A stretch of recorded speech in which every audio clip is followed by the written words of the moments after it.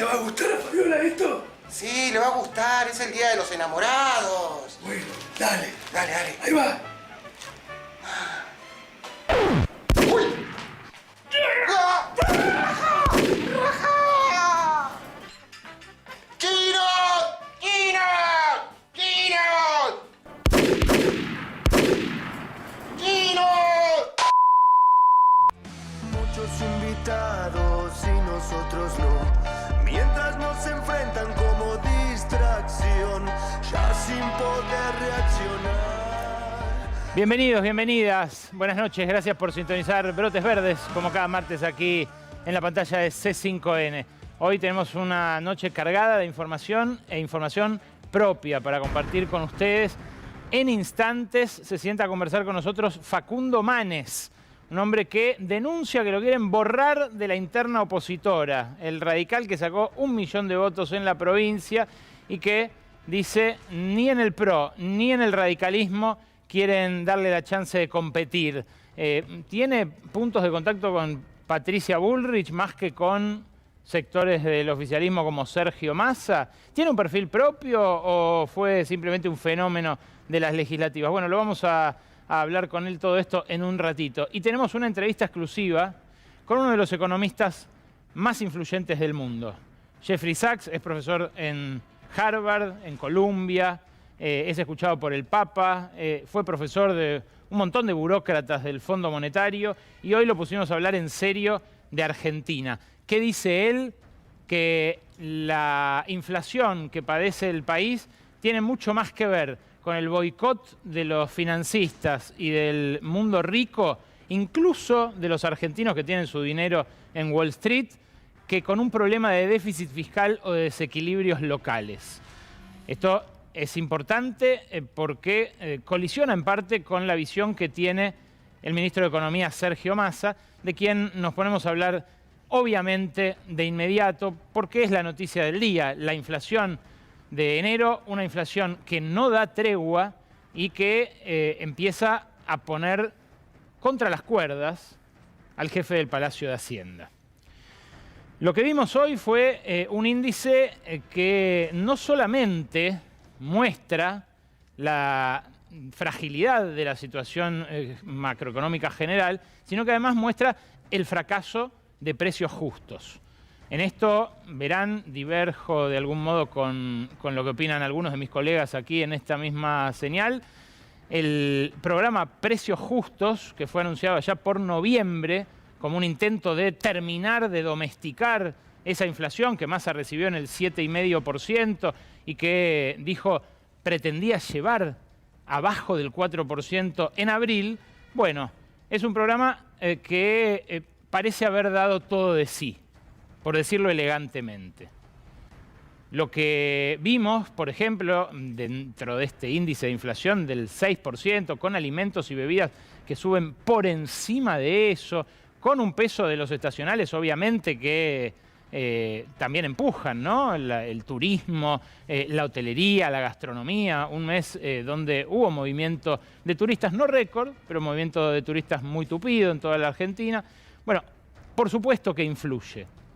Ahora, lo que marca el informe del INDEC en su detalle, y por suerte tenemos un INDEC confiable que da ese nivel de desagregación como para que uno le pueda seguir prestando atención y dándole credibilidad, lo que muestra el informe del INDEC es que las empresas que firmaron el acuerdo de precios justos le hicieron pito catalán al ministro.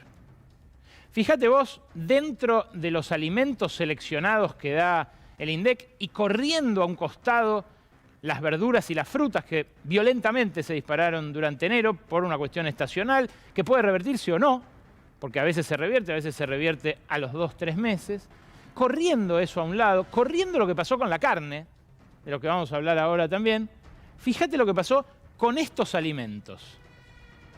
Los alimentos que subieron mucho más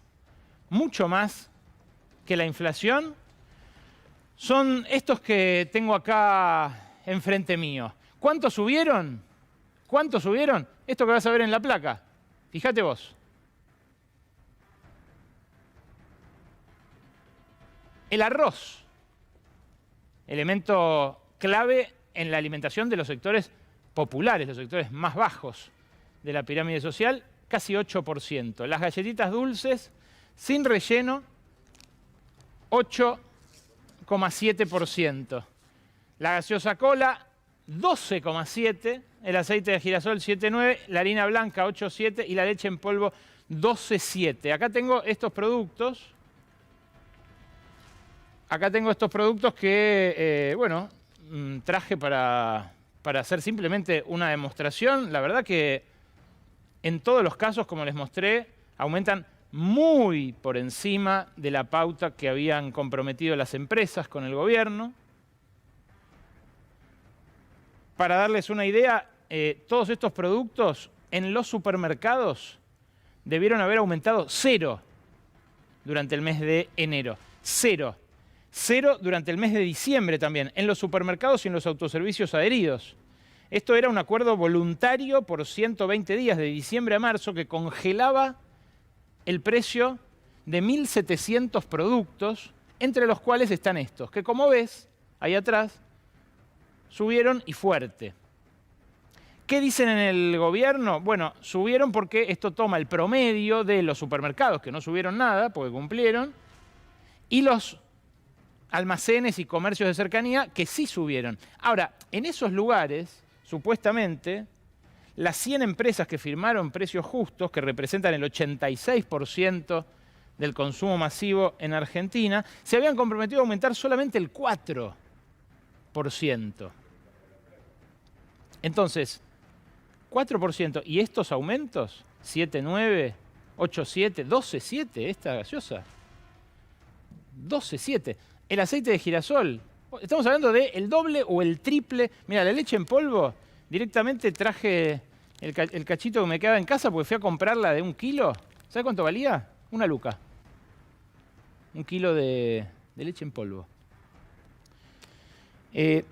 Bueno, si estas empresas firmaron que aumentaban 0 en los supermercados y 4 afuera, y estamos viendo que al consumidor le aumentó el doble o el triple, evidentemente algo falló, alguien no cumplió. Porque este programa, había prometido el ministro de Economía y el secretario de Comercio, iba a tener seguimiento en cascada. Iban a ir a buscar con el control de organizaciones sociales, de gremios, iban a ir a buscar a aguas arriba quienes impusieran un margen para correr la pauta y acumular renta. Eso no pasó. ¿Esto quiere decir que los acuerdos de precios no funcionan nunca, jamás? ¿Que no son una herramienta válida? En ningún momento, como dicen los libertarianos, ¿no? Que les gustan los dogmas, los axiomas fáciles. No, no quiere decir eso. Lo que quiere decir es que hay una inercia muy fuerte en la economía argentina que empuja los precios para adelante y que contra lo que dijo ayer el ministro de Economía, que hay que reconocerle, es abogado, a veces no es una cuestión de que la macro y la micro tienen que dar sus instrumentos para combatir la inflación, porque el problema es que la macro choca con la micro en este momento. Voy a tratar de ser lo más explícito posible. En la macro, el gobierno dice, combatimos la inflación ajustando, bajando el déficit fiscal.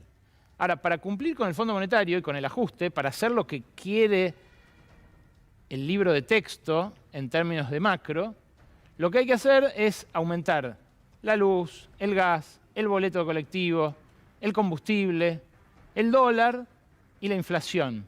Perdón, la tasa de interés. La tasa de interés para sacar pesos de la economía. Todo eso, subir el boleto, el combustible, la tasa de interés, el dólar, subir la luz, el gas, todo eso en la micro genera inflación, porque son aumentos de costos. Entonces no es que se pueden usar herramientas de una y de otra indistintamente para frenar una inflación que da el 98,8% interanual. Debería frenarse intentando revertir la redistribución regresiva que estos aumentos de precios del año pasado generaron en la sociedad argentina. Y eso lamentablemente no se está viendo. Encima, hoy, el secretario de Comercio, Matías Tombolini, estuvo en la UIA. En la UIA, ¿quién lo recibió? Daniel Funes de Rioja. Ahí lo ven. Daniel Funes de Rioja es el presidente de la Unión Industrial Argentina y a la vez el referente de COPAL, la cámara que agrupa a las industrias alimentarias que fabrican todo esto. Las que durante estos 2 últimos meses siguieron con los aumentos a pesar del programa de precios justos. Repito, estoy corriendo a un costado la carne, corriendo a un costado los estacionales, las verduras y todo. Son las mismas empresas que nosotros, en base a sus balances, te mostramos cómo engordaron sus ganancias en el segundo y tercer trimestre del año pasado, cuando todos la estábamos pasando muy mal con el incremento de los precios. A caballo de la guerra, los resultados de esos balances mejoraron muchísimo. Domingo Cavallo, de quien ustedes imaginarán, yo no voy a hacer una elegía ni un panegírico, habló con La Nación Más. Y habló, antes de que se conociera el dato de hoy, fue el fin de semana, sobre la inflación. Escúchalo. Bueno, yo vengo diciendo que lo mejor que puede conseguir Massa a lo largo de este año 2023 es estabilizar la tasa de inflación en el 6%. En el 6. Eso no es estabilizar la economía. En el 6. No es 6% mensual, ¿no? Sí. Que es el 100% anual. Es decir, una inflación igual a la que se dio en el año 2022. Para mí eso es lo mejor que puede conseguir. Ojo, Cavallo le está diciendo por un lado que no llega ni loco a la meta que se autoimpuso Massa del 4% o menos mensual para abril, pero también le está reconociendo un éxito.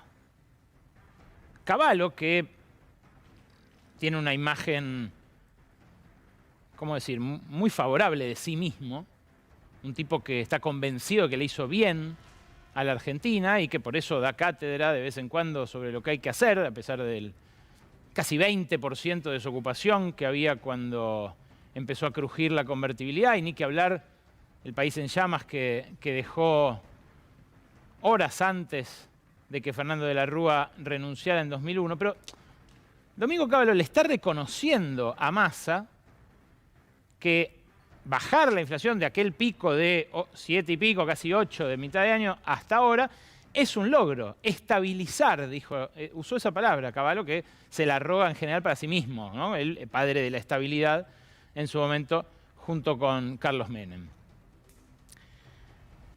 Coincide en esto con lo que dicen muchos economistas del oficialismo, incluso exministros. Exministros de Alberto Fernández, con los cuales yo hablo, dicen que lo máximo que puede conseguir Sergio Massa este año es una inflación en torno al 6% mensual, que de ahí no puede bajar justamente por las restricciones que le impone el acuerdo con el Fondo Monetario. Esto, subir la luz, subir el gas. Ahora en marzo va a subir la luz otro 50%, van a incrementar por la segmentación a la gente que no pidió subsidios y va a llegar la triplicación de la factura del año pasado. Bueno, son exigencias del Fondo Monetario que el gobierno firmó, el Frente de Todos. Entonces, coincide Cavallo en que lo de Massa es un logro con muchos economistas del oficialismo. Coincide en que no puede lograr mucho más que esto por la inercia y la dinámica de ese monstruo inflacionario que evidentemente precios justos no puede frenar. Y coincide también Cavallo, ojo con esto, con economistas del oficialismo y con, atención, coincide con Carlos Melconian, ex presidente del Banco Nación en tiempos de Macri, hoy presidente de la Fundación Mediterránea, que en su momento presidía él. Coincide con Carlos Melconian en que la oposición intentó un golpe de mercado. No lo dice en esas palabras, pero Cavallo, en otra entrevista que dio, no en esta de nuestro canal colega que recién reproduje, sino en una que le dio a Clarín, Cavallo ahí niega que haya una bomba de tiempo en la deuda en pesos, como dijo explícitamente la oposición la semana pasada. Ustedes recordarán, El martes pasado yo hablé acá y me hago cargo de golpe de mercado, porque realmente lo que hizo la mesa directiva de Juntos por el Cambio se pareció mucho a eso. Decir, yo no voy a pagar la deuda en pesos, que es una deuda que todo el tiempo se está renovando en todos los países del mundo. Decir, no se puede pagar, son tasas impagables, es impulsar, empujar una corrida. Porque se va a renovar la deuda hasta junio, julio, y después no se va a renovar más. Es el viejo truco de prender fuego al país para ganar elecciones. No hace falta que les diga lo que hicieron Cavallo y Di Tella ya por el año 89. Lo recuerdan muy bien los radicales. Lo recuerdan muy bien. Lo que hicieron en el 88 y en el 89. En aquel momento, el premenemismo se sabe muy bien. Ahora, ¿por qué Cavallo y Melconian dicen que no hay bomba de deuda y lo dice, sí, en un comunicado, la mesa directiva de Juntos por el Cambio? Bueno, habría en principio que preguntarle a la conducción, ¿no? Yo ya le pregunté, en un rato lo vamos a hablar con Manes, le pregunté a Gustavo Valdés, dobló la apuesta, el gobernador de Corrientes. Ahora, cuando uno ve los vencimientos en pesos para lo que queda de este año, la semana pasada lo mostrábamos, pero bueno, no importan los colores, ¿no? De qué tipo de bonos son. Lo que se ve muy claramente es que acá están los vencimientos fuertes. Entre marzo, abril, mayo y junio, estas son, ¿no? Marzo, abril, mayo y junio de este año 2023. Después fíjate cómo caen los vencimientos en julio. En agosto vuelven, pero en septiembre vuelven a caer y en octubre más todavía. O sea, los que financian hasta las PASO y en el mejor de los casos hasta las generales. Después ya no. Y ahí está lo desestabilizador de lo que hizo Juntos por el Cambio con ese comunicado de la semana pasada. Lo vamos a hablar, repito, con Facundo Manes en instantes. Ya están los estudios de C5N, el candidato radical que denuncia que lo quieren empujar, sacar a los empujones de la interna opositora.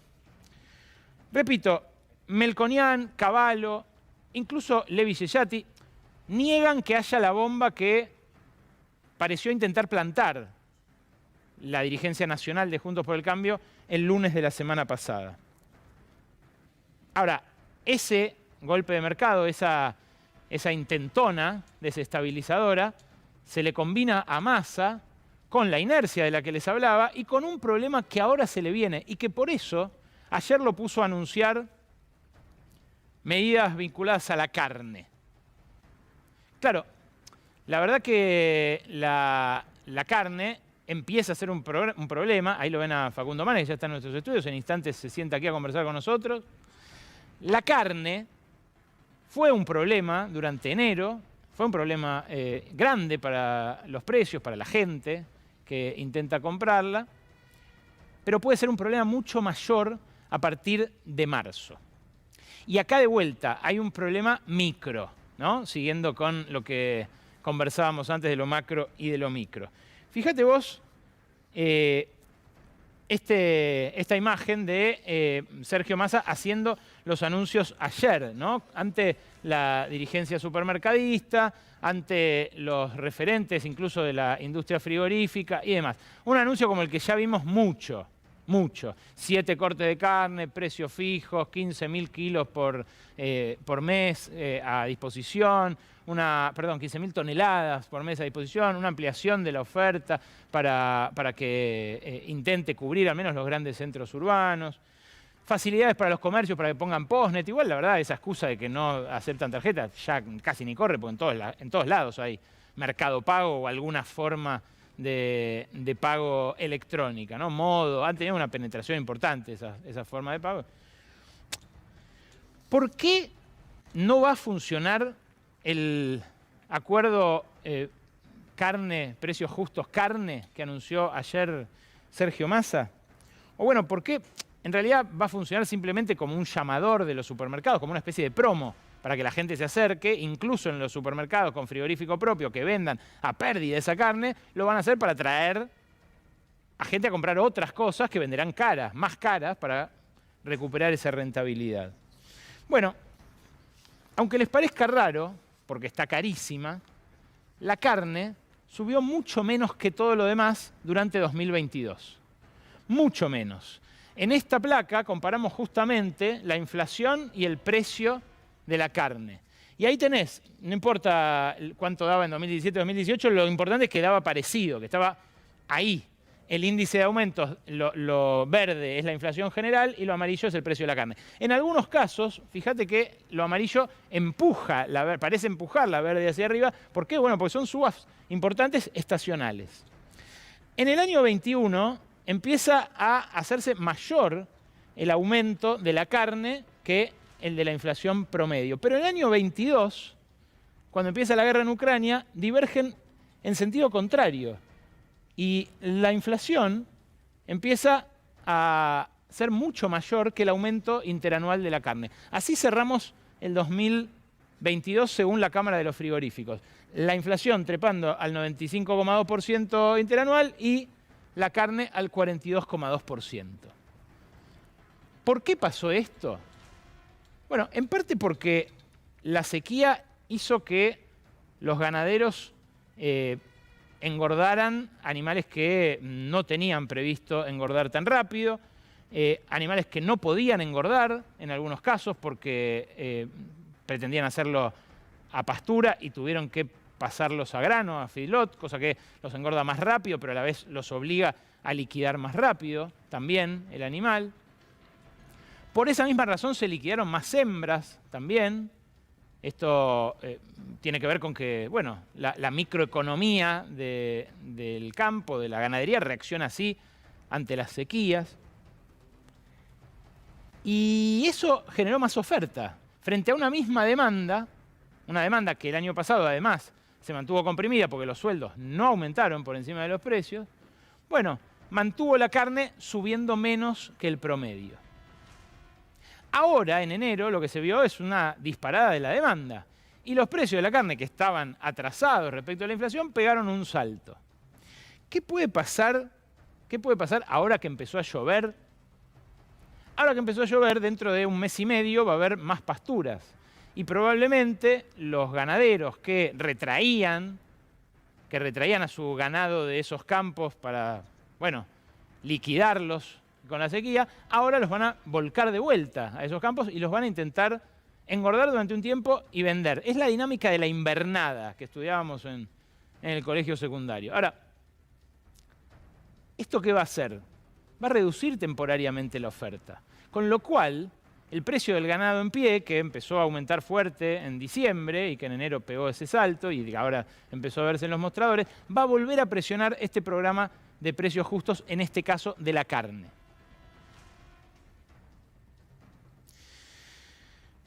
Acá también se pagan costos por las marchas atrás que se dieron durante la gestión. El caso Vicentín, por ejemplo, una expropiación que le habría permitido al gobierno tener una empresa testigo con la cual manejar los costos de la industria más dinámica y más rentable y más exportadora de la Argentina, que es la de granos, aceites, pellets, residuos de la industria oleaginosa, y además influir sobre, por ejemplo, el alimento balanceado, sobre los fertilizantes, cosa que a Brasil lo puso el año pasado al borde de una crisis macro general, por lo que treparon por la guerra en Ucrania. Bueno, fíjate vos, con la carne también hubo una marcha atrás.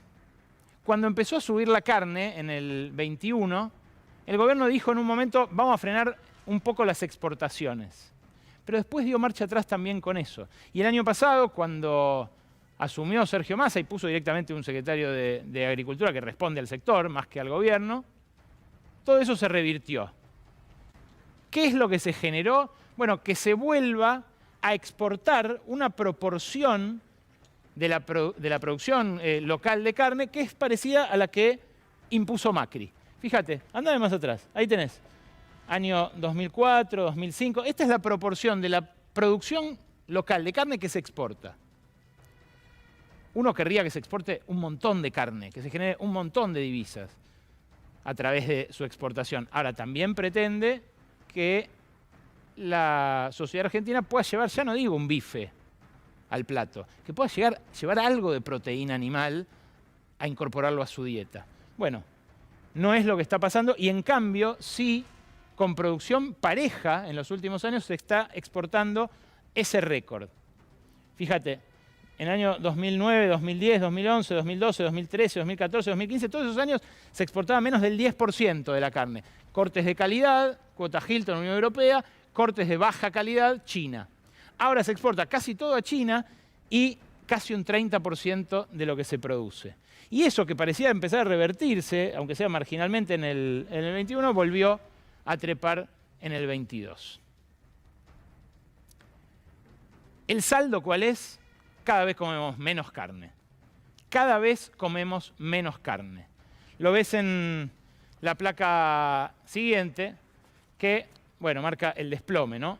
Macri recibió un consumo promedio por habitante por año de 58,8 kilos y entregó uno de 50,2. O sea, durante el gobierno de Macri se retiró del plato anual promedio de un argentino 8,5 kilos de carne vacuna. Y durante el gobierno de Alberto Fernández cayó de 50,2 a 47,2, o sea que se quitaron otros 3 kilos de esa dieta anual promedio por habitante. Estamos hablando de algo que replica casi perfectamente la caída del poder adquisitivo del salario. Bueno, el exministro de Economía, Martín Guzmán, que firmó el acuerdo con el Fondo Monetario, conversó ayer con C5N, con nuestros colegas de Minuto 1, y habló de ese acuerdo con el Fondo Monetario y de la bomba que la oposición denunció que deja este gobierno a la próxima gestión por la deuda. Escuchá 30 segundos. Hoy uno mira el déficit del sector público de la Argentina, el déficit primario en particular, y lo compara con otros países. No es que Argentina tiene un déficit alto. El problema es el financiamiento. El problema es que no hay suficiente financiamiento. Entonces, lo que la Argentina necesita para ir ordenándose, entre varias cosas, es poder ir teniendo mejores fuentes de financiamiento en nuestra propia moneda. Bueno, Guzmán defiende obviamente lo actuado por él y desmiente que haya una bomba en línea con lo que, les decía, hicieron tanto Melconian como Cavallo en respectivos reportajes. Habló, igual decía, también sobre el Fondo Monetario. ¿Qué dijo esto? A un acuerdo que era un acuerdo que cuidaba a la Argentina en esas circunstancias, sin ninguna duda, y creo que ha sido un gran mérito del gobierno nacional. A ver, aquí hay un gran problema de conflicto distributivo, tanto interno como internacional. ¿Es bueno estar con el Fondo Monetario Internacional? No, es malo y nunca habría que haber estado ahí. El problema es que lo trajo el gobierno anterior. Entonces lo que nuestro gobierno hizo fue negociar para que eso no se materialice ahora en un problema. Y esa es una historia que sigue, porque es tanta la deuda con el Fondo Monetario Internacional que por muchos años va a estar presente. Y ahí es donde es muy importante que quienes representan al pueblo argentino efectivamente representen los intereses del pueblo. Bueno, dice Guzmán que el acuerdo que firmó él con el Fondo Monetario cuidaba a la Argentina. Eso es su opinión y es discutible como tal. Ahora, lo que respaldan los datos de lo que dice Guzmán es que si hay una bomba, es la que dejó Mauricio Macri con la deuda con el Fondo Monetario. Porque como vimos desde el inicio, el problema de la inflación, que de nada sirve negarlo, de nada sirve decir, sí, funcionó precios justos, sí, esto está temperando los ánimos, no los está temperando. Tenemos una inflación del 100% anual y no la están pudiendo bajar de ahí. Ahora, ¿eso es consecuencia de qué? ¿De los desmanejos que balbuceantes denunciaron los opositores en el comunicado de la semana pasada? ¿O de esta montaña de deuda en la cual nos dejó sumergidos Macri? En todo caso, si hay algo que se le puede reprochar a esta administración es cómo intentó fallidamente desactivar esa bomba real. Y de eso tuvimos prueba esta semana, porque esta semana se supo que Sri Lanka, una isla a 15.000 kilómetros de acá, que uno diría no tiene absolutamente nada que ver con la Argentina, a pesar de que sí tiene algunos puntos en común, tiene la mitad de nuestra población, no es una isla tan pequeña, Tienen básicamente dos industrias, el turismo y el té, por eso el té de Ceilán. Ahora, ¿qué hizo Sri Lanka? Consiguió garantías del Club de París. Bueno, está traducido con Google, disculpen, ¿no? Tiene ahí algún error de tipeo. Que el Club de París dé garantías para respaldar el rescate del Fondo Monetario a Sri Lanka. ¿Qué hicieron estos países?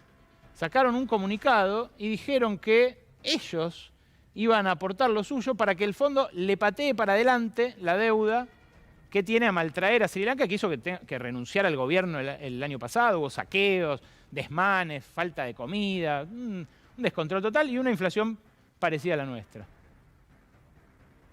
¿Sabes a cuánto es la refinanciación que consiguió Sri Lanka? 10 años de gracia y después 15 años para pagar la deuda. ¿Te suena lo que pedía alguien acá dentro del gobierno argentino? Sí, ¿no? Bueno, en todo caso, si el kirchnerismo sobre el final de la negociación votó en contra del acuerdo con el Fondo Monetario a principios del año pasado, ahora se está cumpliendo un año justamente, no lo hizo saber al principio, cuando más poder había acumulado en el binomio presidencial, en el Frente de Todos y en el gobierno en general. El Fondo Monetario aprieta ahora porque lo dejaron apretar en el momento en el que estaba ahí, groggy, a punto caramelo para decirle, vos prestaste un dinero que no correspondía prestar. ¿Tenía ese poder el Frente de Todos? Ya a esta altura es un ejercicio estéril proyectarlo porque es una ucronía, es un presente alternativo al de una decisión pasada que no se tomó. Pero es un dato. Lo consiguieron en Sri Lanka, todavía falta el ok del fondo, pero el fondo tiene delante de sí un grupo de países acreedores que le dicen nosotros ponemos la garantía. India, China, Hungría, Sudáfrica, países que le prestaron plata a Sri Lanka. Acá hubo un economista que lo propuso esto mismo. Dijo, paguemos la mitad de la deuda, lo que correspondía que le prestaran a Macri, y lo otro conversémoslo con el G7, los países más poderosos del mundo, que en todo caso le dieron la derecha a Macri para que continuara gobernando. No se hizo. Hoy estamos pagando las consecuencias. Es uno de los economistas más influyentes del mundo. Conversamos con él hace un par de días. Enseña en Columbia, enseña en Harvard. Es picante y habla de Argentina a fondo. Con ustedes, Jeffrey Sachs. I think the paradox of Argentina is that if you took the fiscal statistics of Argentina and compared them with the fiscal statistics of the United States or of a typical European country, and you put a blindfold over the names of the countries, you wouldn't say that Argentina has anything unusual in the budget deficit, in the debt, in the level of tax collection to GDP, in the rate of spending. Argentina would look completely normal. But then you take your hand off the cover of the name, and Argentina has essentially 100% inflation. And with the same fiscal data, these other countries have 5% inflation. So this is the first point that a true objective analysis should grapple with. Argentina is not suffering from irresponsible fiscal policy. It's a paradox.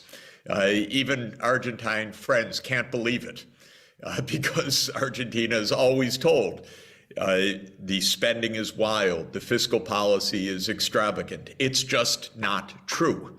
And I just reviewed the IMF data moments ago, the World Economic Outlook data. And what I'm saying can be found by anybody that goes online to imf.org and looks at the IMF data. So there is a strange phenomenon the basic phenomenon is Argentina lacks all trust in the international capital markets, not because of fundamentals, but because of all the confused history of the country and many bad policies imposed on Argentina as well. So, of course, the IMF should be creative right now. I hope that I can sit down with IMF economists myself and point out these basic facts, because the idea that what Argentina needs right now is fiscal austerity is simply not true. What Argentina needs right now is normal financial relations with the IMF and with the international markets. This is the strange point.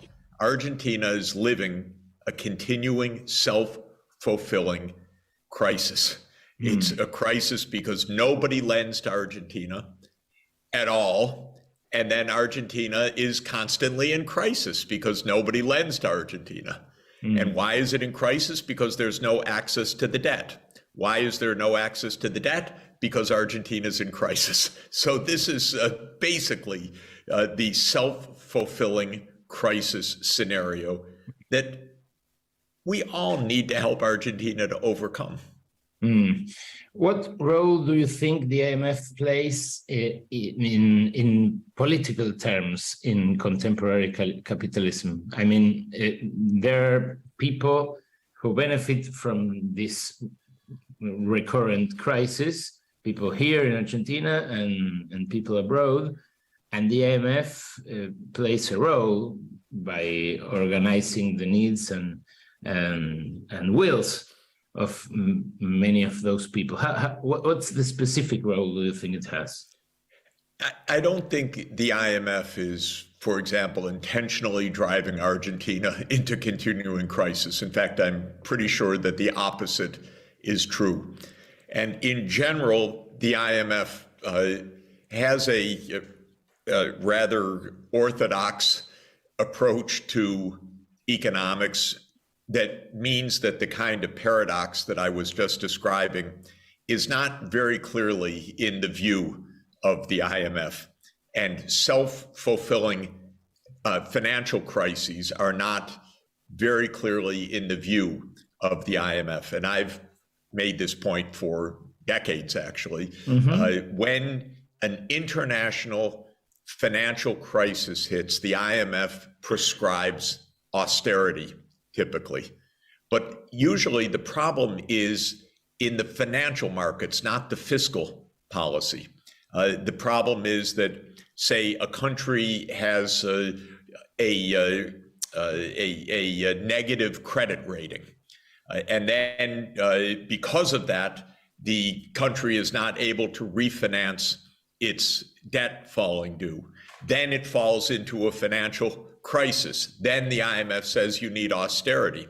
But the starting point was not the fiscal irresponsibility. The starting point was, in that example, the credit rating agency. This happens a lot.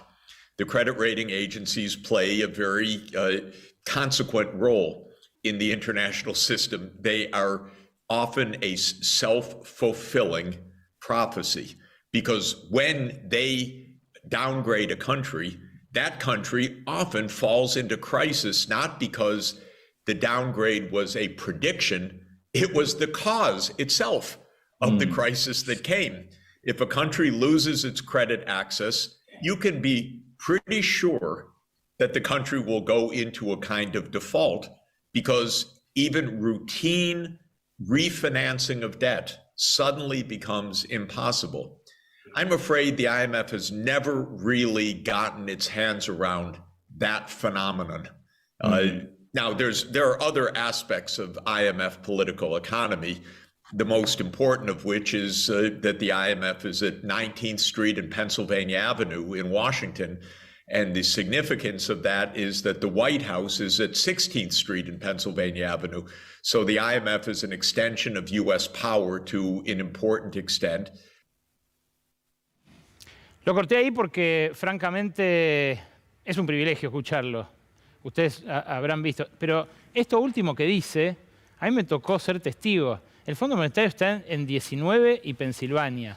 La Casa Blanca está en 16 y Pensilvania. Lo dice él, no lo digo yo. El fondo es una extensión del poder de Estados Unidos. En un ratito el resto de la charla con Jeffrey Sachs. En un ratito también la columna de Lucía Isikoff con algo realmente grave, que es lo que denuncian en la extrema derecha. ¿Qué es, Lu? Buenas noches. Buenas noches, Ale. Favores sexuales y compra de candidaturas, compra de cargos. Esa es la denuncia que le hace un grupo de jóvenes libertarios que deja este espacio de Javier Milei. Se van denunciando esto. Vamos a ver, cuáles son las denuncias y además las amenazas que reciben por haber dejado el espacio. Gracias, Lu. Y ustedes, atención, porque su hijo o su hija adolescente puede estar allí. Es una advertencia que se hacía en épocas oscurísimas, pero realmente, es cada vez peor lo que se ve de ese sector del fascismo vernáculo. Te vi prestarle mucha atención a lo que decía Jeffrey Sachs. Facundo, gracias por venir a Brotes Verdes. Te felicito, realmente tener un entrevistado de esa categoría es muy bueno para todos los argentinos. Él decía una cosa importantísima, que lo voy a relacionar con lo que ponían cuando me filmaban ahí, que soy el outsider de la oposición. Sí. Jeffrey Sachs decía que Argentina tiene un problema de confianza. Y es así por la historia nuestra y también por la política. Hoy la política traba la economía. El Congreso está paralizado. Yo creo que sinceramente el problema argentino es político. Que Argentina con confianza puede tener una prosperidad de una década por las materias primas que tenemos, la minería, la agroindustria, el tema gas, forestal, el litio. el gas, el litio, bueno, el litio como parte de la minería, la pesca, también la industria del conocimiento, todo lo que vos sabés y hablas siempre, pero ojo que esa década de prosperidad puede ser una trampa si en esa década no invertimos en la revolución educativa, científica y tecnológica que nos permita vivir en los próximos 20, 30 años, cuando el litio no valga en 20 años lo que vale hoy, o cuando Vaca Muerta no sea tan importante en 30 años, pues ya nos pasó en la historia. Ahora, vos también hablabas de la inflación, y vos sabés bien que la inflación es un problema crónico en la Argentina de décadas. Los economistas más ligados a la derecha, al neoliberalismo, dicen que es por el déficit fiscal, el gasto, la emisión. Acá Sachs un poco contradecía esto. Sí, algunos peronistas también lo creen. Y bueno, pero economistas más ligados al peronismo te dicen, o históricamente, que tiene que ver con la generación de divisas que necesita Argentina para crecer. Y esto es como la medicina, ¿sí, no? Puede ser un combo la inflación crónica de ambas cosas, pero si no nos ponemos de acuerdo en el diagnóstico, no va a haber tratamiento, te lo digo como médico. Sí, ¿sí? sí. Entonces, necesitamos cierto acuerdo. Y ahí es donde viene mi disrupción, mi offside, porque yo, aunque mi viejo, te confieso que era un radical, un poco antiperonista, un médico rural divino, pero me crié en una casa antiperonista. Yo no soy gorila, no soy antiperonista. Yo al peronismo lo veo como un fenómeno cultural que no se puede obviar. Y no, te lo digo como no peronista. Y creo que hay que hacer un espacio político. Yo creo que el kirchnerismo está agotado, es una minoría intensa, y hoy el macrismo, el PRO intenso también es una minoría intensa, y hay que crear un espacio amplio que nos permita generar la confianza que Sachs dice ahí. Si no resolvemos el tema político, no vamos a resolver el tema económico. Si destrabamos la política, podemos tener una prosperidad de una década, vos lo sabés bien. Podemos exportar el doble en una década con todo lo que mencionamos. Pero ojo, en esa década tenemos que discutir cómo nos vamos a desarrollar algo que nunca hicimos. Yo a veces te escucho hablar y escucho a Sergio Massa o escucho a Patricia Bullrich. Me imagino que debes tener más coincidencias con Massa que con Bullrich. ¿Te pasa? Bueno, yo pertenezco claramente a la coalición opositora. Yo creo que el kirchnerismo ha gobernado 16 de los últimos 20 años. En algunos aspectos coincido con uno y en otros aspectos con otro. Por ejemplo, en la geopolítica, en los términos republicanos, obviamente soy de Cambiemos, soy de la coalición opositora. Pero en términos de desarrollo tengo muchas coincidencias con sectores del peronismo, claramente. Bueno, ¿qué tiene republicana Patricia Bullrich? No, yo dije la coalición opositora. Sí, está bien, pero... Yo te hablo de mi espacio. Mi espacio es un espacio que también otra cosa que tengo de disruptivo es que quiero que el radicalismo, el nuevo radicalismo, lo que pasó el 21 en la elección, lidere la coalición. Entonces, yo no te puedo hablar del PRO, yo te puedo hablar de mi espacio, que es el nuevo radicalismo. Yo creo que los partidos políticos no tienen el derecho divino a existir. Si no se renuevan, si no incorporan gente nueva. Y yo creo que hoy el radicalismo es necesario para la Argentina, mirá lo que te digo. ¿Por qué? Porque es un espacio que puede convocar a una gran mayoría, sobre todo de centro popular, que hoy no la puede convocar el kirchnerismo, porque ya tuvo 16 de los últimos 20 años, y tampoco la puede convocar el PRO duro. Yo creo que es necesario que el radicalismo entienda eso, que recupere la autoestima y que lidere la oposición para incluso agarrar el voto peronista, el voto de los jóvenes. Hoy la novela de las internas de la oposición, yo tengo miedo que nos haga perder la elección este año. ¿Por qué? Porque no nos dejan salir del electorado clásico de Cambiemos. Ahora vamos a eso, incluso está Luis Isikov también para preguntarte, pero ¿vos viste la reunión de la semana pasada que saca el comunicado que advierte sobre la bomba de la deuda en pesos, la bomba impagable? Había varios radicales. Te voy a decir qué pienso yo y coincido un poco con lo que planteaste en tu editorial. Por ahí lo que tenemos que discutir es lo que está haciendo el gobierno. Yo creo que este gobierno está tirando la bomba para el próximo, está emparchando, no hay un plan económico integral, no hay un plan de estabilización claro, está emparchando y está llevando la bomba para que explote en el próximo gobierno. Está bien, que eso te faltó en tu editorial, con todo respeto. Pero lo que dicen los opositores, la dirigencia opositora, es que este gobierno plantó una bomba con la deuda en pesos indexada en dólares o por ser. Lo que yo digo es que la bomba verdadera es la que dejó Macri con la deuda en dólares y que esta la están intentando instalar ellos deliberadamente, que lo de la semana pasada para mí fue un intento de golpe de mercado, pero me interesa saber qué pensás vos. Yo creo que hay dos irresponsabilidades acá, más allá de esa reunión, porque yo lo vengo planteando antes de esta reunión. Bueno, pero hay radicales firmándolo. Es que hay unos irresponsables que para mí son parte de este gobierno que están tratando de llevar los problemas a la próxima gestión. Y que ahí quizás no coincidamos, pero hay también sectores irresponsables de la coalición que pertenezco que quieren que explote la bomba. Y ahí, en los dos escenarios, si no desactivamos la bomba ahora entre todos, ¿sabe quién pagamos los costos? Tus hijos, tu vecino, tu mamá, mi vieja, los argentinos. Eso es irresponsable. Para mí son los dos irresponsables, pero no toda la oposición, pero yo creo que el gobierno claramente está pasando la pelota o la bomba para la próxima gestión y creo que parte de la coalición que integro juega con fuego. Yo creo que hay que desactivar, hay que tener una responsabilidad patriótica para desactivar la bomba de todos lados. Y no la veo. Veo el Congreso paralizado, veo la tensión con la Corte Suprema, veo la política paralizada en Argentina. La verdad, veo falla en los dos lados. Hablaste de la justicia. ¿Está bien la justicia, sí? ¿Está funcionando bien la Corte Suprema, sí? Muy buen tema. Yo estoy muy preocupado porque muchos, incluso yo, seguramente he mencionado y he publicado en mis redes, como mucho en la oposición, cuidar las instituciones, ojo con no avasallar las instituciones, cosa que está pasando. Claramente el juicio político a la Corte es claramente un avasallamiento, en mi opinión. Pero hay que preguntarse algo que nadie se pregunte y que creo que podemos aprovechar este diálogo. Es por qué las instituciones tienen tan poco prestigio. Alfonsín decía, con la democracia se come, se cura y se educa. Lamentablemente no pasó.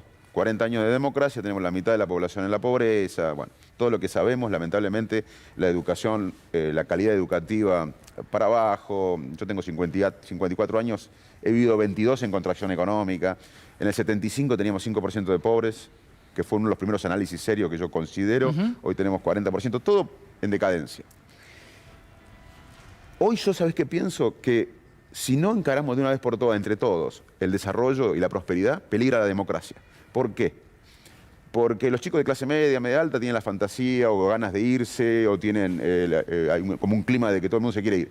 Y los chicos más vulnerables, de clase baja, no respetan las instituciones.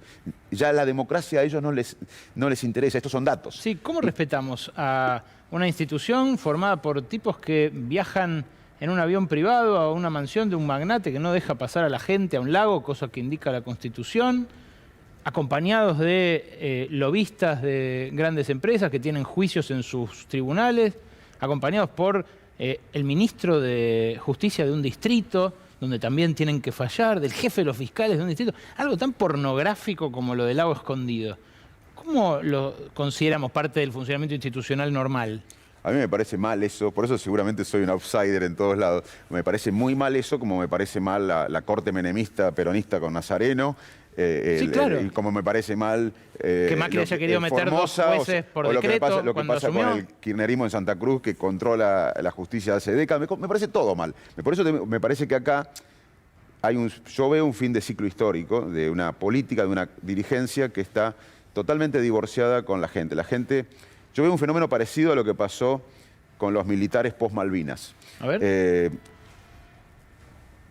Por suerte, la sociedad argentina rompió con los militares en el 82-83, pero lo que desencadenó eso fue Malvinas, porque sin Malvinas quizás los militares lamentablemente hubiesen gobernado más, como pasó en Paraguay. La dictadura en Paraguay duró más, la dictadura en Chile duró más, Pinochet, la dictadura en Brasil. Malvinas fue un quiebre, lamentablemente nuestra herida por Malvinas quebró la relación de un sistema que ya no daba más, por suerte lo hizo. Yo creo que hay un sistema de élite, de privilegios en la Argentina que excede la política, que no va más. Y creo que la pandemia fue algo similar en términos de shock a las Malvinas, un quiebre. Yo creo que hay un sistema que se cae, hay un fin de ciclo, y la sociedad está por delante de la dirigencia. Hoy no hay escucha de la sociedad a la política. Yo este verano fui a la playa con mis hijos, no fui con fotógrafos. Fui con mis hijos y no con fotógrafos. Si hubiese ido con un fotógrafo, por ahí me trataban mal, me trató todo el mundo muy bien. No hay clima para...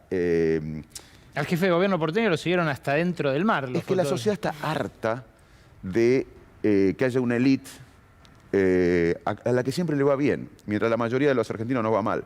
Y yo creo que tiene que ver con una revolución ética, moral, que necesitamos todos. Porque Argentina no se va a solucionar en unos años. Vamos a tener que cuidar a los más vulnerables, pero vamos a tener que pensar en grande. Y eso necesita también un cambio de mentalidad colectiva. Por eso... Está bien, pero tus correligionarios, Facundo, yo te entiendo y por momentos te creo. Ahora, tus correligionarios están mendigándole la candidatura o disputándole, pero en gran componenda, la candidatura en la Ciudad de Buenos Aires al propio Horacio Rodríguez Larreta, que posó con la tabla de surf y el profesor que le sostenía así la tabla. Digo, para contraponer la imagen a la que vos estabas planteando de vos mismo. Yo le quiero ganar la interna al PRO en todos lados. En la capital, en Tierra del Fuego, en Jujuy, en Corrientes, en la provincia de Buenos Aires, en el país. Le quiero ganar la interna al PRO y quiero que el PRO acompañe al nuevo radicalismo que en el 2021 le dio la mitad de los votos a la victoria opositora. La mitad de los votos fueron liderados por radicales emergentes, Carolina Lozada, mi caso personal, etcétera, etcétera. Hay senadores, hay diputados, hay más de 400 intendentes, hay 3 gobernadores. El radicalismo tiene mucho para convocar, tiene que volver a creer en sí mismo, ha perdido la autoestima de liderar. Y bueno, yo estoy acá para ayudar a que este proceso pueda convocar a una nueva mayoría, que tenga mayoría social, legislativa y nos permita pensar cómo generar la confianza que Jeffrey Sachs decía que nos falta, porque las variables que él veía no justificaban semejante desconfianza de la sociedad internacional en nuestro país. ¿Te podés quedar 5 minutos? Sí. Bueno, vamos a la pausa y después de los 5 minutos de pausa tenemos la segunda parte del reportaje con Jeffrey Sachs. Vamos a seguir hablando con Facundo Manes porque hay correligionarios suyos que lo están queriendo correr de la partida y vamos a ver las declaraciones que hicieron últimamente. Y el informe de Lucía Isikoff, las duras denuncias en la ultraderecha respecto de favores sexuales y dinero a cambio de candidaturas.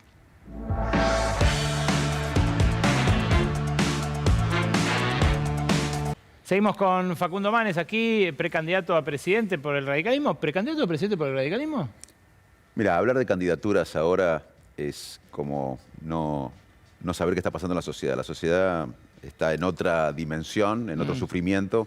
Así que estamos construyendo claramente entre todos un proyecto presidencial para convocar una gran mayoría. Bueno, Pero... este fin de semana estuviste con Berongaray, que ganó por el radicalismo la interna, con pocos votos hay que decir, ¿no? Pero ganó la interna contra el macrismo. Estaba allí, además, un un referente Maquieira que es muy cercano a Larreta, ¿no? O sea, el hermano de una mano derecha de Rodríguez Larreta. Yo creo que lo que pasó en La Pampa marca el camino de lo que tiene que hacer el radicalismo, ganar en todos los lugares. Vamos a tener candidatos en todas las jurisdicciones, en todos los distritos, y yo creo que el radicalismo va a liderar la coalición opositora este año. Bueno, le preguntaron esto a Martín Lustó, que es radical también, y dijo que su candidato es Gerardo Morales, que tiene una trayectoria para mostrar. Le preguntaron por vos, pero dijo, no sé si tenemos el audio, no, bueno, te lo leo, dijo, a Manes lo escuché decir que todavía no sabe si será presidente, que no era el momento. Bueno, yo respeto mucho a Martín, yo lo veo como el mejor candidato del radicalismo en la Ciudad de Buenos Aires, y si él se decide a ser candidato por el radicalismo, como creo que están dadas las condiciones, lo vamos a apoyar. La verdad que me parece que es una muy buena opción para Buenos Aires. Bueno, él tiene el derecho a elegir su candidato a presidente, pero yo tengo mucho respeto por él y tengo un buen diálogo, y me gusta que el radicalismo tenga figuras como él, como Carolina Lozada, como bueno, lo que pasa es que él fue embajador de Macri en Estados Unidos, puso su gente en la lista en diálogo con Macri, ahora pretende que lo catapulte Horacio Rodríguez Larreta a la candidatura, o sea, no es un radical puro, en todo caso es una criatura mixta dentro de esa coalición, ¿no? Sí, pero bueno, si él es el candidato del radicalismo, lo vamos a apoyar. Yo voy a apoyar a todos los candidatos radicales en todo el país. ¿Aún cuando él no te apoya a vos? Sí, por supuesto, yo soy parte de un proyecto colectivo. Gerardo Morales dijo esto: Manes me critica porque cae en las encuestas y está dilapidando 1 millón de votos. Nosotros sacamos, me recordó que, vos sabés que cuando yo di el paso, mi intención de voto era 0. A los meses sacamos 1.300.000 votos, ganamos en la mayoría de los distritos. Eso habla que nadie puede predecir, ninguna encuesta puede predecir nada, porque si yo hacía una encuesta el día que decidí ser candidato, tenía 0 en la encuesta, y todo indicaba que 2 semanas más le ganábamos las PASO al PRO, porque las curvas iban ascendentes. Entonces, eso muestra que las encuestas no predicen nada. Hoy hacer una encuesta, como científico te lo digo, no tiene sentido porque la gente no sabe cuáles son los candidatos. Pero sí me recuerda a Gerardo que sacamos más de 1.300.000 votos en una elección extraordinaria en la provincia de Buenos Aires, donde se levantó el radicalismo de la provincia de Buenos Aires. Cosa que él nunca hizo, ¿no? Con Irigoyen y con Alfonsín. Y cuando pasó con Irigoyen y pasó con Alfonsín, el radicalismo buscó el poder. O sea que hoy el radicalismo volvió a ser un partido de poder, en parte por lo que hicimos en la provincia de Buenos Aires. No sé con cuántos votos se gana en la provincia de Jujuy, pero no sé si llega a 1 millón. No sé la cifra. No sé la cifra. Estudiatela, te va muy bien. Te quiero hacer un par de preguntas que son sí o no.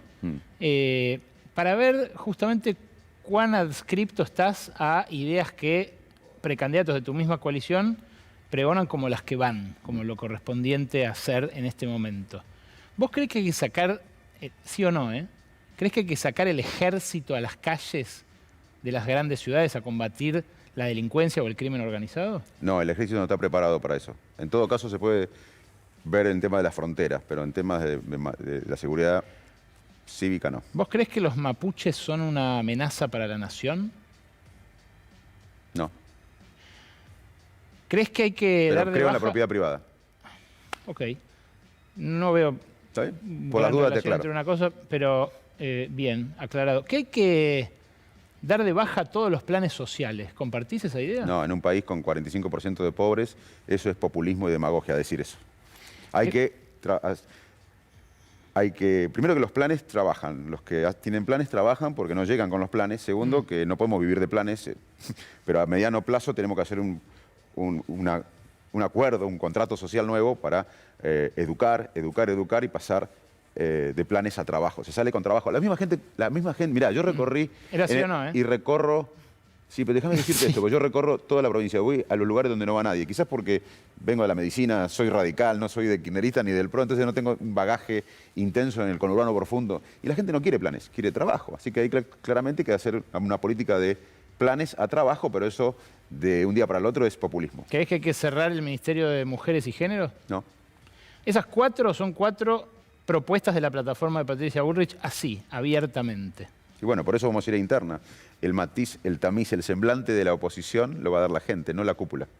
Facundo, gracias por venir a Brotes Verdes. Un abrazo. Gracias a vos.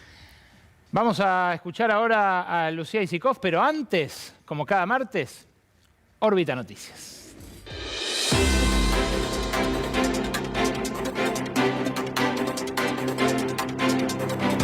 Buenas noches, esto es Órbita Noticias, un noticiero intergaláctico con el ojo puesto especialmente en el planeta Tierra. Vamos a las noticias. El pequeño planeta azul no para de romper récords. Rompió el récord de altas temperaturas en Argentina, rompió el récord de terremoto más mortal en Turquía. En fin, los terrícolas están rompiendo todo su planeta. Pero además, los terrícolas están rompiendo todo con una nueva herramienta tecnológica, el ChatGPT-3. En conclusión, la independencia del Poder Judicial es un valor fundamental en cualquier sociedad democrática y debemos trabajar juntos para protegerlo y garantizar que la justicia prevalezca. Este texto, Presidenta, no fue escrito por mí, ni tampoco por nadie que integre mi equipo, ni por ningún diputado de mi bloque, ni es un texto que haya sido escrito por juristas o politólogos que tenemos en abundancia en la Argentina. Este es un texto... El ChatGPT-3 es una herramienta del futuro. Se trata de un prototipo de chatbot de inteligencia que se especializa en el diálogo. El chatbot es un gran modelo de lenguaje ajustado con técnicas de aprendizaje tanto supervisadas como de refuerzo.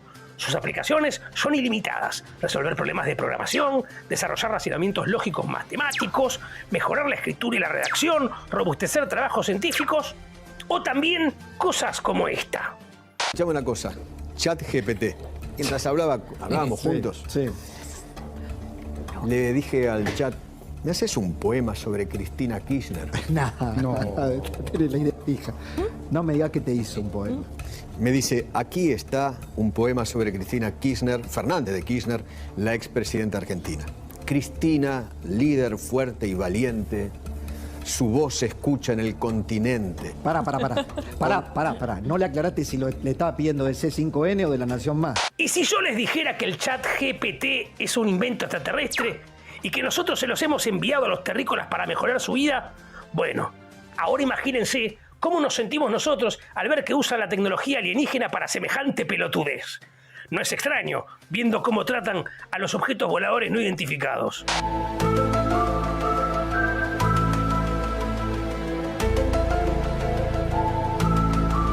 Bajaron un globo en Estados Unidos, un par más en Canadá y ahora China denuncia que hay como 10 globos en su territorio. ¿Qué dice de esto la vocera de la Casa Blanca? Escuchémosla. There is no indication of aliens or extraterrestrial activity with these recent takedowns. Si la vocera de la potencia mundial dice que no los mandamos nosotros, ¿hay que creerle? ¿O es algo que diría el ChatGPT? Nos despedimos con el pronóstico para la semana que viene. Si van a viajar a la Tierra, aprovechen ahora que están boludeando con ese chat y jugando al tiro al globo. Por unos días van a dejar de destruir al planeta. ¿Les mandamos otro? ¡Dale! ¡Ah! Soy Hugo Neptuno y esto fue Órbita Noticias.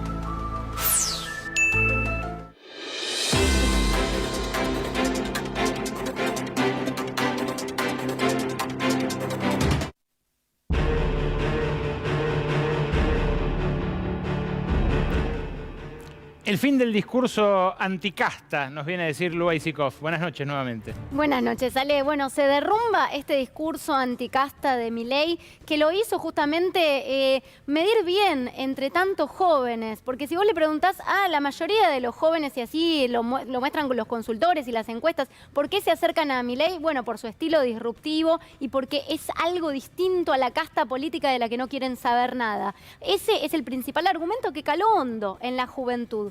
¿Qué pasa? Hay un grupo que se llama Generación Libertaria, jóvenes libertarios que militaban con Milei, que dan el portazo, que se van de las filas de Javier Milei, que se van de Libertad Avanza. ¿Y por qué lo hacen? Bueno, denunciando que Milei es la casta. La presidenta de este grupo es Mila Zurbriggen, ya la vamos a ver en una fotito. Es una chica de 23 años, la ves acá, al lado de Javier Milei.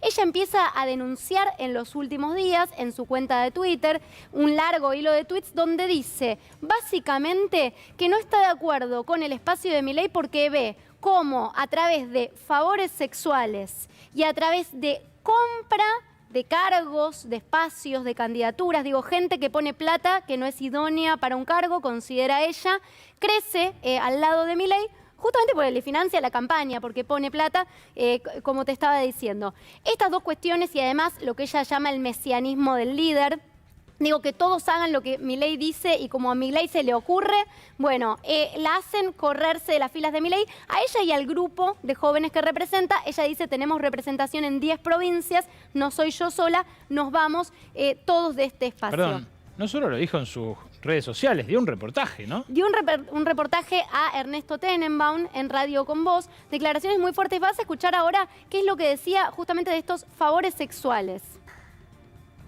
Me toca ver es cómo las cosas se deciden en este frente. No hay organización, no hay mesas donde se decidan las cosas.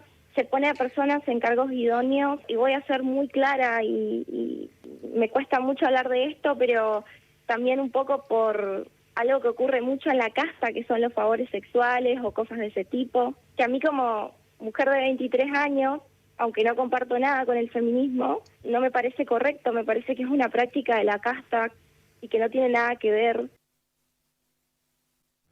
Bueno, habla de un Milei rodeado en sus fotos de mujeres que retuitea en el caso de Twitter y en todas sus redes sociales. Se hace eco de fotos con algunas mujeres que lo están acompañando siempre. No viene al caso, me parece hacer una investigación de los nombres. Ella misma prefiere no nombrarlas porque dice, esto no tiene que ver con las mujeres, sino que tiene que ver con quien las pone en esos lugares y cree que no son idóneas justamente para ese cargo. Y también cuenta Mila cómo con plata, financiando la campaña de Milei, también hay gente que asciende a su lado. La escuchamos. Y en este frente es tan poco serio, no hay estrategia de campaña que regule ese tipo de cosas, no hay un montón de cosas que deberían haber y por lo tanto esto fue un desastre. Y también tengo que decir que otra cosa que le indigna muchísimo a la juventud es el hecho que de arriba a dedo se ponga muchísima gente solamente por los aportes financieros que hicieron. No tanto al frente, porque hasta ahora la militancia joven no vio un solo peso, sino son arreglos que se hacen por arriba, ¿no es cierto? Y bueno, el resultado de esto básicamente es que la juventud queda totalmente afuera. Qué fuerte, Lu. Ella se va de este espacio y dice que está recibiendo amenazas en redes o lo que ya se veía venir. El propio Milei un poco ningunea esta denuncia y dice, bueno, pero es una denuncia mediática, que la haga en la justicia. Cuando sabemos que además Milei no se caracteriza por hacer denuncias en la justicia, se la pasa haciendo denuncias mediáticas. Pero además, en todo caso, eso se puede esperar de alguien que cree en la justicia. Él dice cárcel o bala a cada rato, o dice que va a prender fuego el Banco Central. No bueno, se lo ve la muy ningunea, apegado. dice que no consiguió el cargo que quería y que por eso está, bueno, no dice resentida, pero que está así, por eso se está yendo del espacio y que no le va a dar mayor entidad. Ahora, mirá lo que pasaba. Acá tenemos una noticia que dice, seguidores de Javier Milei amenazan de muerte a miembros de Generación Libertaria, que es este grupo, para que no hablen con los medios luego del escándalo que se destapó después de las declaraciones de Mila. Y acá, más abajo, no sé si se llega a ver, ponen directamente la amenaza a un libertario de Tucumán y le dice, bueno, cuídate con lo que hablas hoy sobre Javi, en referencia a Milei, con el gato silvestre, iba a dar una entrevista, esto se sabe después, y le están advirtiendo, mirá que tenemos gente en Tucumán que te vigila de cerca, Bansis es el nombre de este libertario. Somos muchos, vos sos uno solo, no vayas a hacer cosas que desaparezcas de golpe y no te volvamos a ver. Bueno. Ale, y acá vale una aclaración importante, porque no sé si te acordás, para poner en contexto, que Milei cierra su candidatura en Tucumán con Bussi, con los fachos, hijo, claro. Sí, Bussi, sí.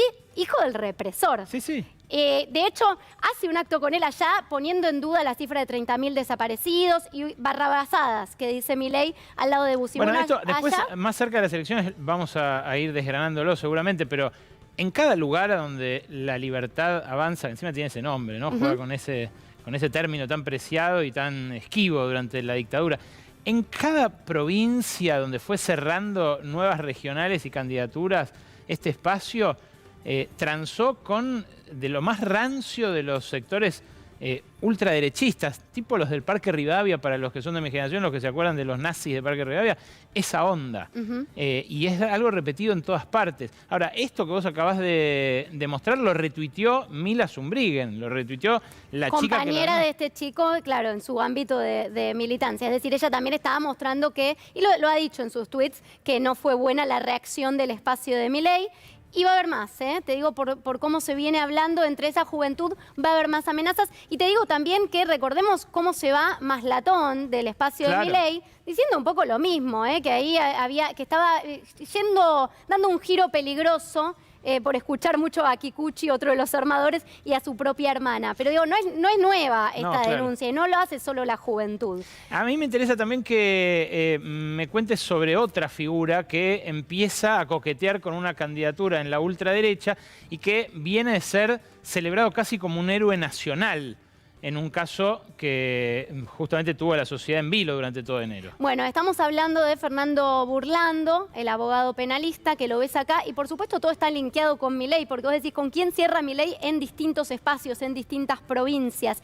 Bueno, no ha cerrado con Burlando para su candidatura en la provincia de Buenos Aires, pero te digo que hay una negociación abierta. Una negociación que, si les preguntás a la gente más cercana a Milei, hoy la niega, pero existe. Hay al menos un diálogo.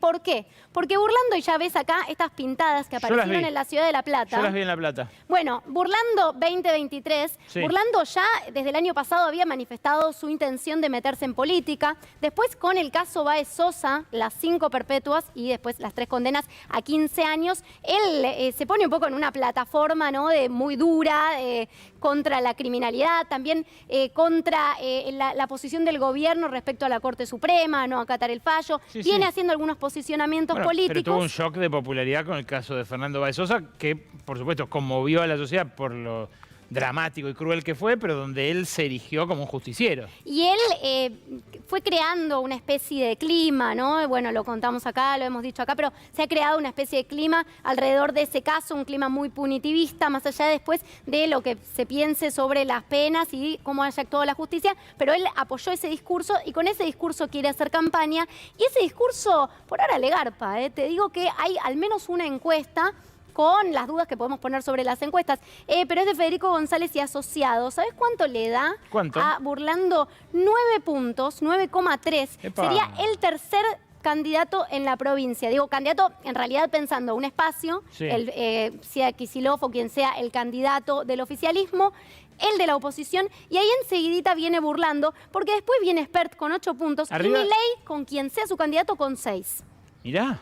Y ambos arriba de la izquierda. Ambos arriba de la izquierda. O sea, wow. Milei ya se consolida, según casi todas las encuestas, en términos nacionales como la tercera fuerza. Y ahí lo tenés a Burlando, que saca 9 puntos y que si se une a Milei, según esta encuesta que te estoy nombrando, 13 puntos. Entonces, Milei también está viendo que le conviene tener un candidato que por sí solo también le garantice algunos votos. Hay una negociación abierta y hay muchas coincidencias en términos políticos entre las posiciones de Burlando y algunas de Milei.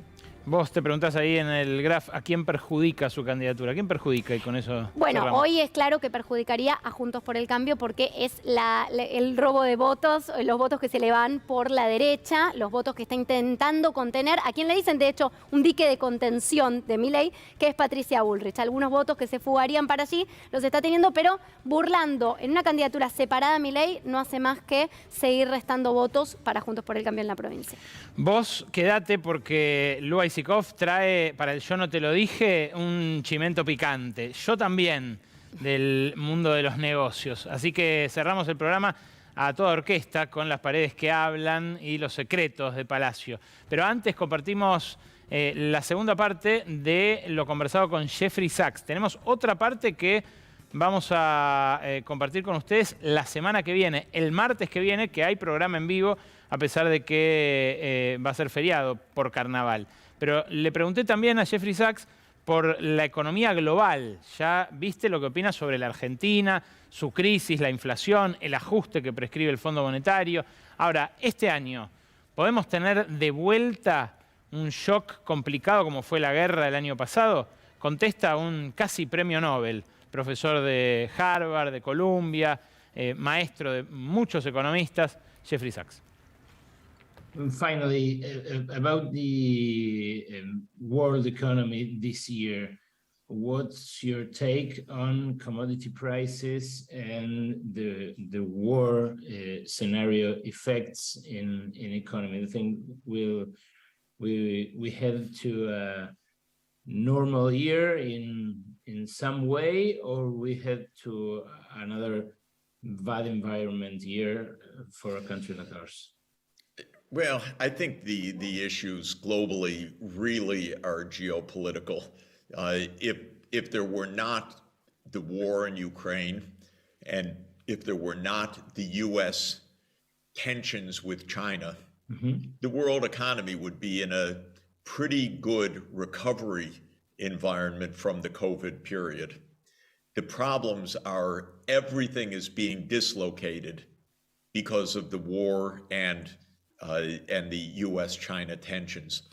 I personally hold the U.S. heavily responsible for both of those crises because I think the war in Ukraine could be ended quickly if the United States would say, okay, we're not going to expand NATO. We're not going to keep pushing up to Russia's border with our military, because I think that's a lot of why this war occurred. And with respect to China, the U.S. is clearly the provocateur. Today's news, for example, is the U.S. is going to cut off all supplies to Huawei. Why? They're trying to destroy a leading Chinese company, basically because they're using geopolitics to try to hurt the Chinese economy because American strategists are afraid of China's continuing economic success. It's a terrible way to run international policy. You should run your international policy to help your own economy, not to damage someone else's economy. And so the United States is creating a lot of mess. And one of the things that I think is important is that the South American presidents, and many are like-minded, should actually get together and speak with a single voice and say to the world, look, we want quiet, we want peace in Ukraine. I was very glad that President Fernandez and President Lula told Chancellor Scholz, we're not sending weapons. What a ridiculous idea for South American countries to get into the Ukraine war. Horrible idea.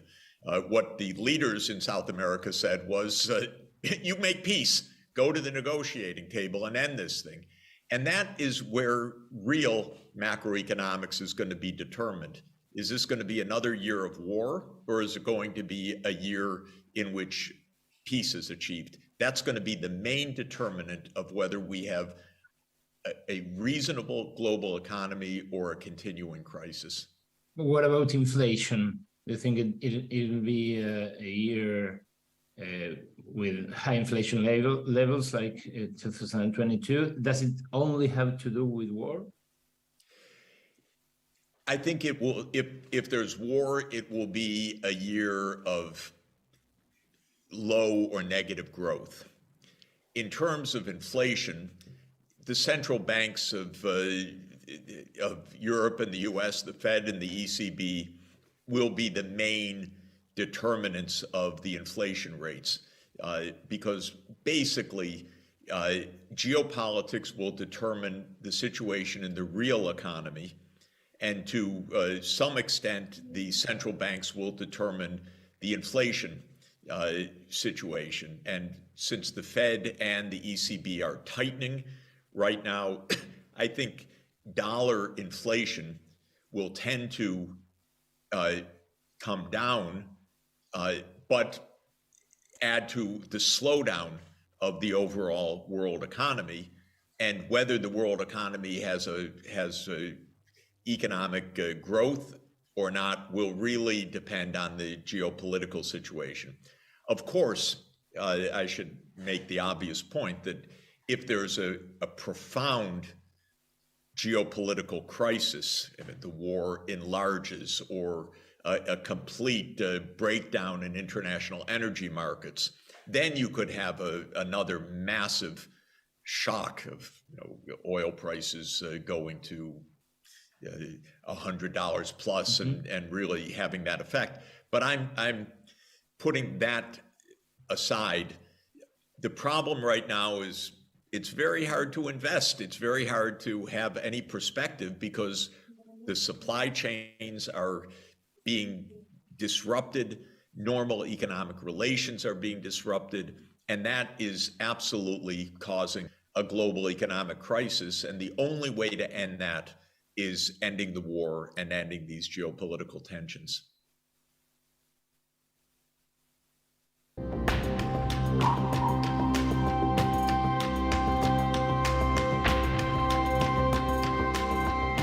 Yo no te lo dije, yo no te lo dije, yo no te lo dije. Lo que te advierten siempre que te están por contar una infidencia, siempre que te están por contar algo que saben que puede generar un lío, las paredes que hablan, los secretos de Palacio. Arranca con este festival del Off the Record, Lucía Isikoff. Yo no te lo dije, Ale, yo no te lo dije, pero el último jueves hubo un asado en un municipio del conurbano bonaerense donde se hizo una especie de catarsis, de terapia grupal. Ajá. Había allí varios candidatos, algunos exintendentes de Juntos por el Cambio, que se mostraron muy preocupados, algo consternados. ¿Por qué? Porque creen que, dijo uno de ellos, apostábamos a caballo ganador y ahora puede pasar cualquier cosa, puede pasar una sorpresa. Son los candidatos que decidieron jugar con la reta y que están algo espantados por ver el crecimiento de Patricia Bullrich en la interna del PRO, en algunas encuestas, y dicen, ¿nos habremos equivocado, sí o no? Quieren reclamar una boleta en I. Digo, jugar a dos puntas. El larretismo por ahora no quiere, pero ese reclamo está ahí, está latente. ¿Quiénes son, Lu? ¿Quiénes Bueno, son? por ejemplo, en ese asado se lo vio, mira, ahí ves algunos candidatos. Estaba Martiniano Molina en ese asado, uno de los más consternados porque decía, Quilmes puede ser una figurita para volver, ¿eh? Recordemos que Mayra Mendoza de la Cámpora gobierna Quilmes, cree que puede volver y ahí está, con el larretismo, pero ahora cree que tal vez le ponen enfrente un candidato de Bullrich que le saca muchos puntos. Entiendo, entiendo. O sea, nadie quiere casarse con ninguno de los candidatos de arriba. Prefieren... Una boleta en I. Quieren jugar con todos. Incluso hasta con los radicales, te diría. Vamos a ver qué sucede. Qué interesante, qué interesante. Yo no te lo dije, pero allá por finales de enero estuvo en Buenos Aires unos 10 días una importante financista estadounidense. Ella se llama Nancy Zimmerman. Es una de las banqueras más poderosas de Estados Unidos. Vive en Boston con un profesor de Harvard, que es su marido. Y ella maneja la friolera de $12.000 millones en el fondo Bracebridge Capital. Resulta que el Bracebridge Capital fue un fondo buitre. Estuvo en contra de la renegociación de la deuda en la época de Cristina y Axel Kicillof.